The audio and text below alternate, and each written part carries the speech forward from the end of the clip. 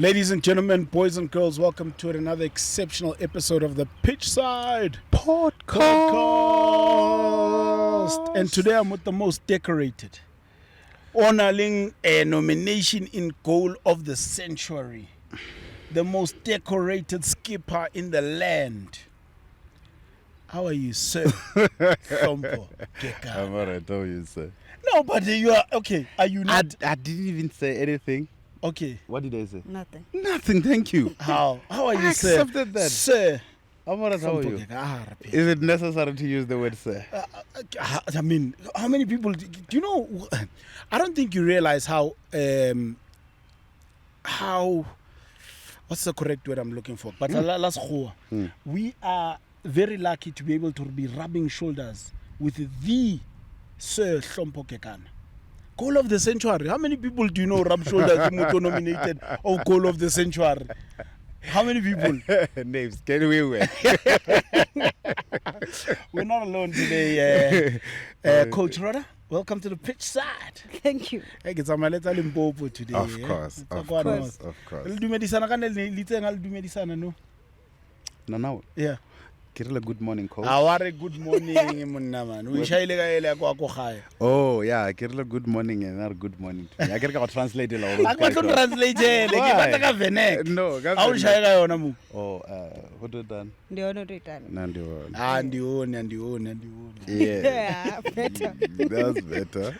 Coach, welcome to the pitch side. I guess we're here to unpack it all. To have the first sit down with you. And I think my first starting point is to say your journey has been amazing. You're well decorated, CAF Champions League, you've won the Hollywood Bets League. Is there something in your career when you look back at and say, there's this trophy or medal that I'm missing in my cabinet? Thank you for having me. Yeah. Yes. Yeah, there is. Like before retirement, I wanted maybe to play the WAFCON with the national team, but unfortunately, couldn't happen because of some reasons, injuries, stuff like that. Yeah. But also before retirement, I wanted to break my own record. Okay. Because I'm still there.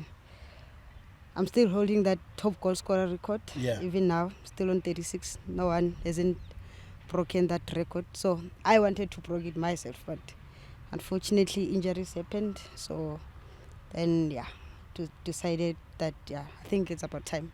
Now I retire. You retire. It's Yeah. never an easy decision. I mean, I sat with Skipper and I asked him about it. At what stage, what is it that goes through your mind or your body, or what tells you that actually, say, kusile, now I'm enough, it's time for me to retire? Yeah, the thing is, the heart still wants to play. Mm. The heart, the mind, but the body is now telling you something else, and you can't compete with it. You just have to obey and say, you know what, it's fine. I hear what you're saying.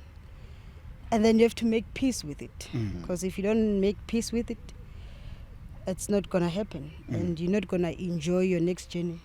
So with me, it was a matter of, can I say I saw it coming? Okay. Especially with my injuries, operation after operation. Yeah. So sometimes you ask yourself, or it's a matter of maybe God is trying to communicate with me. Maybe it's about time. So never an easy thing to decide on. Yeah. Yeah. Skipper, how you've been and you've walked through this journey. She speaks about the difficulty and just taking cues from, for example, the injuries and your body and fighting your mind and what your heart wants. How difficult was it for you then as well to make this decision to say, maybe it's time for me to transition? I think it's when you ticked every box. Yeah. In your game, and it's an advice to even the younger ones. Yeah. When they wanna play the game, they must play full, as our former coach used to say. Yeah. Play full. Don't exhaust everything, so that when the unfortunate days that Coach Rhoda now has experienced, the injuries forced her to retire, or the days that you realize that the time has come for you to retire, now when you look at the things that you have done, you have ticked all the boxes. Yeah. And you'll go to the next chapter, or you'll decide to go to the next chapter with an open mind, open heart. Your soul will tell you that you have exhausted, that you've ticked every box, and you're comfortable because you've done everything. Yeah. So I think I listen to her, and I listen to her when she speaks about the injuries, that the injury after injury, the operation after operation, that could be maybe a biggest reason to say no, this is time. But when you look at her career, I'm sure she's satisfied because she played more than 100 games. Yeah. So that tells you that if you played more than 100 games in any league, in any league, that should be a sense of satisfaction to say, I played enough. Yeah. Because there's so many players that are never even they will never imagine them having to play that many games. 20 games. Yeah. You know what I mean? But having to reach that milestone, I think that was something. And she spoke about her wanting to break her own record. Yeah. Which is something that a lot of players would love to speak about, that conversation. It's not a conversation that not many people can say we want to. But it's not an easy transition really, because then you'll have to rethink about it. Sometimes you want to test yourself in that training session. Yeah. Okay, let me give myself 2 more training sessions. Let's see. And you give yourself that training session and you feel good after training session. And be like, am I making the right decision right now? You know what I mean? Yeah. But those are the conversations that you have with yourself. But when you're honest with yourself, you know that I've reached this level. But the reality says I can't play forever. 100%. You know what I mean? There's certain things or certain chapters that I need to tap into. And I just want to congratulate you, Coach, for your career, because it was beautiful. Yeah. And you did all of this as well while you also went and studied sports management. You've got a BA degree. It's a lot, and I think people don't really understand the demands of being a footballer, having to study, having to play, still having to show up for family, and still be trying to be a human being, most importantly. Yeah, I can say, firstly, let me thank the club, Mamelodi Sundowns, because I joined the club in 2010. Yes. So, but the time when I decided to go pursue my studies, university, they allowed me to go. I think I was in university for 5 years. Yeah. So they were patient with me. Then immediately when I was done with my degrees, and then I communicated with them that now I'm done with my studies, because I believe they also understand the importance of education. So after then they were like, no, come back home. You are always welcome. So at any time when you want to come, you can still come home. Then that's when I decided, okay, let me go back home, because I was at the Valley University. Yes. I was also playing my varsity football there. Yeah. It was nice getting more experience coming back this side. I can say I was now matured. Then yes, I rejoined the club. They're playing the Sasso League. Still there, I continued with what I know best, which is scoring. I remember that season when I came back. I think I played, 30 games, if not 25. Yeah. Then scoring 68 goals, if I still remember. 68. In those days, we were not serious with recording and stuff like this. I never cared about those numbers. And that time when we calculated, the team only scored 11 goals, if I'm not mistaken, plus my 68. So that time, Bengshisa, let me put it. So that I remember Coach Pizza used to say, those ones, Rhoda doesn't play that one. She puts the ball in the back of the net. So that when I got my call up. Yes. Because it was the days of us playing against Super Falcons. And that time it was hard for us to beat Super Falcons.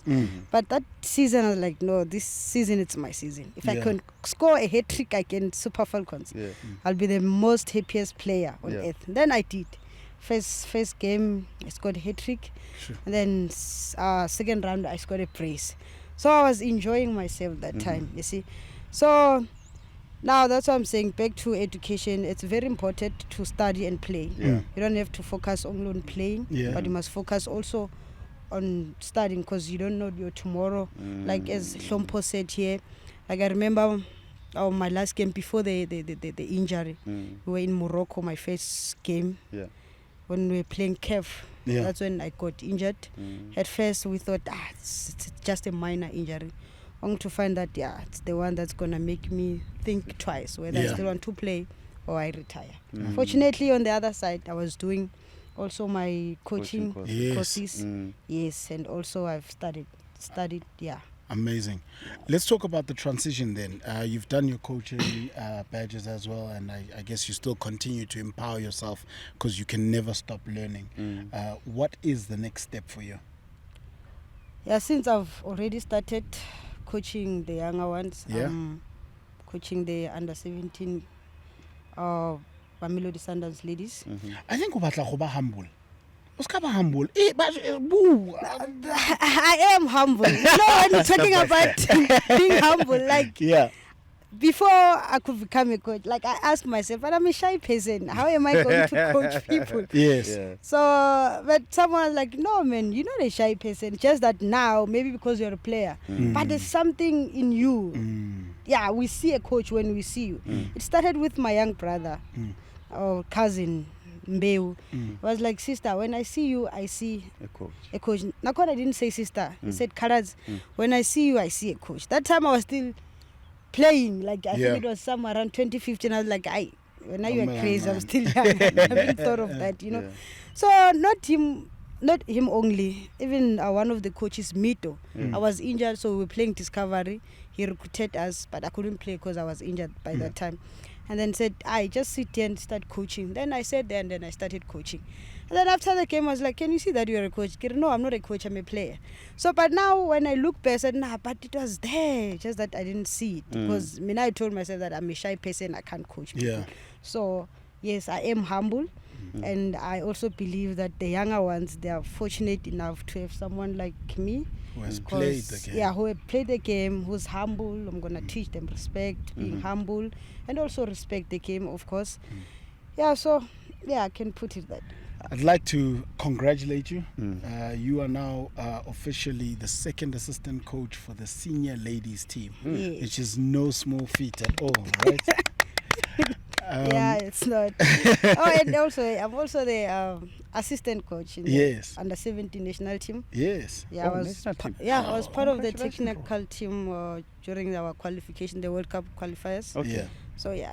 So, So when you guys were playing Nigeria in Athletic, I was there. The next time you must smile too much so that I can recognize. He said I'm too humble, so like. So I was watching that match, but I couldn't recognize. I was there. I was second. The first assistant. Now because you spoke of a second. The first assistant. Okay. Yeah. You spoke about when you started coaching. You coached one match and you were still a player. Yes. I had this conversation with a crazy Rivaldo Coetzee, and Riva says he doesn't see himself as a coach. Yeah. But he coached one match in his hometown. And after that match, he doesn't see the game the same. Like he feels like he can do more in that department. Yes. Did you feel the same way after coaching that one match? Yeah.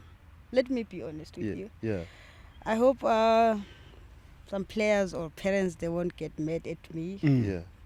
Okay. That first match I coached, there's this young player by the name of... Okay. So, let me say 1 or 2, 3 players when I was coaching, watching them play. That first match, right? That first match. Okay. Yeah. You know, it was funny because when they see us, they see role models. But at that time, I was seeing them as my role model. Okay. Like, the way how they're playing or the way how she plays, I just felt like, can I do more of this? You see? Like when I get back to training, I want to do and play like more like her because our style are more like the same. You see? So now you're starting to understand football differently when you are a coach and a player. So it also helps you as a player to understand better. No wonder the coach is always shouting. No wonder the coach is always demanding. No wonder the coach is certain. So that's how it is. You're no longer the same. Because I was never the same in one of the training sessions that I was requested to conduct. Coach Peter was still here. And then he says, I see you complain a lot when I complain. It's like, I don't complain. I'm just looking. I'm giving you faces or looks. I'm worried about you because certain things, as a player, you're just like, no, that's not a big mistake. Yeah. Just let it go. And after training session, I realized then that there's certain mistake that exactly are not supposed to be happening on the football field. I think this is what then we always speak about, the fact that the view from the outside versus the view once you have crossed this line. Because kidula yikir mara Hlompho elanga be o shaile tap in top corner. Yeah. Are cross a line if it's a top corner Just this line here. Just cross this line. Yeah. So then that transition for you, because obviously while you were playing, you were still coaching the younger ones. Yeah. To now going to coach some of the people you played with. Yeah. How is that going to be for you? I like that laugh. You know why? I'm sure in her head she's got memories of the crazy ones that she used to sit in the corner. Yeah. I can imagine. It's always like that. Even when they come, like, let's say maybe they're reporting, I'm not coming or whatsoever, you feel like, this one, she's lying. Yes, shy. What's happening, And then it's so fun, but it's nice. Not an easy one though. Yeah. But I just have to treat them with respect so that they can give me that respect 100%. back. And also now I must learn and understand that I'm no longer a player. I'm a coach. I need to treat them differently. Yeah. But with respect, of course. So yeah. But I'm not, because usana le fitness. So how can I press you can you cox you can this is how you press. Yeah, it's like that. Sometimes even when I'm wearing those soccer boots, just feel like, coach, can you just add me a number shorter today? Yeah. You see, but I guess I'm going to miss the game. But I was sorry to cut you, but I'm happy that they've got someone who walked in their path, in that road, and you understand their challenges more than anybody else who comes in that camp. That's true. So when you played with them, and now you're coaching them. Yeah. I'm sure whenever they're complaining, especially when they've got challenges, those challenges that the team normally encounter, I'm sure you'll be the first one to step in to say, no, coach, Godfrey. But this time around is different, Hlompho. What do you mean? Now, you understand the situation, Yeah. But this time around, you're on the other side. And you've got to understand both sides. Yeah, you've got to understand both sides. Yeah. And on the other side, you need to protect this side also. Yeah. And this side comes first. So those ones, as much as you understand, but maybe when they're addressing in front of them, you just have to keep quiet. But maybe when we get to the office, be like, but coach, I feel like you see, you can't just expose that. Remember now, he's your colleague. You need to protect him. So you can't just expose him in front of the players. As much as sometimes, I understand the situation, but if the coach says this, then who am I? I'm telling you, I saw 𝐾𝐬𝐬𝐬𝐬𝐬 he was my colleague for 10 years here in this club. Yeah. He's now a coach. Yeah. And I'm looking at him every day of my life when I enter Hlompho to say, was I going to be a good student? Because I know how he operates. I know how the ways that he uses. And he doesn't change those ways. There's certain things that even when he gives me instruction during our playing days, first thing I would laugh because on how he says things. So I'm wondering, are you that person? I see the way you laugh. Yeah, because it happened yesterday. Oh my goodness. Sure. And then there's this one, the trouble one. Yeah. Rabale, like, she be like, raise your voice, I can't hear you, coach. What are you saying? And that time she's laughing, and that time Naki serious. But Queen, why you don't take things serious? By that time inside I'm laughing. Because remember, it's a player, but I'm a coach this time around. So get a Joan Kamuto, like you were that close with her Rabale. So but now this time it's 𝐾𝐬𝐬𝐬𝐬𝐬𝐬 and Tato. So how do I deal with this one? Yeah. And Ramalepe. Yeah. And Kolosa also. Whoa, the rest of the team. That group. Did you hear the number of and the troublemaker really? Troublemaker. Sure. But this time around, kaba serious, like, and then now they can see real. Coach was serious. Yeah. Like, oh no, sorry, coach. Sorry. And then I said, it's fine. Then after training, Yeah. they came to me and then they started laughing. You see? I was like, guys, I need to respect my job. At least respect my job. Yeah. Coach, we want to wish you all the best. We want to say thank you very much for coming to the Pitchside podcast. Please continue to be an inspiration to the next generation of players. Please continue to do your best, serve the club the way you have. We are really, really proud of you, and onwards and upwards. You've done it graciously, you've done it humbly, and most importantly, you are still doing it. Yeah. No, thank you very much. Allow me to thank the club, the chairman, the technical team from the ladies' side. Then everyone was part of my journey. Yeah, I know. I'm going to miss the game. I remember the season when I came back from Australia, if I'm not mistaken. Yeah, I'm gonna miss those days. Just played 17 games, scoring 36 goals. Yeah. And even now, I felt like I still have it, but my body said no. Yeah. The good thing is, no one forced me to retire, but my body was like, now it's time. And the team was there or is there to support me. And also, I'd like to thank for the opportunity given. It's not everyone that's gonna get the opportunity that I got. That's true. Thank you to the supporters. Yeah. Thank you to the chairman. Thank you to the Mamelodi Sundowns management. Thank you to the players, my teammates, and everyone. And we'll see you on the bench. Yeah, even those who I didn't mention. Oh, thanks to my family and God himself. Thank you. Ni ba emotional ni khomba nga game man. Yeah. Never ni chifuna ngayo ndela. Yeah. Okay. Nah. Mara nayo nifuna back. Yeah, for me football was everything, eh? I can tell. Football. I don't want to go deep on this, but no worry, I can understand. If you know Naves, I was gonna understand or we are deeper into details. Yeah. You don't have to go deeper into no, but details. just let me say this one. Yeah. I'm from the royal family. I know that. But I never cared about being a royal. The prince. I wanted no princess. I wanted to play princess, football. Yeah. The time when I was young, Yeah. they never allowed me to like play until my dad was like, no, I'm here to support you. Okay. So I cared less about being the princess or royalty because the game, I love the game. Because I started playing when I was 5. Sure. Just the already bodyguard is a man. Ah. Okay, right, I know. All right, Thank you, Princess, guys. thank you very much. Please continue to serve the game. Yeah. Ladies and gentlemen, we are the Pitchside podcast and we are Masandawana forever.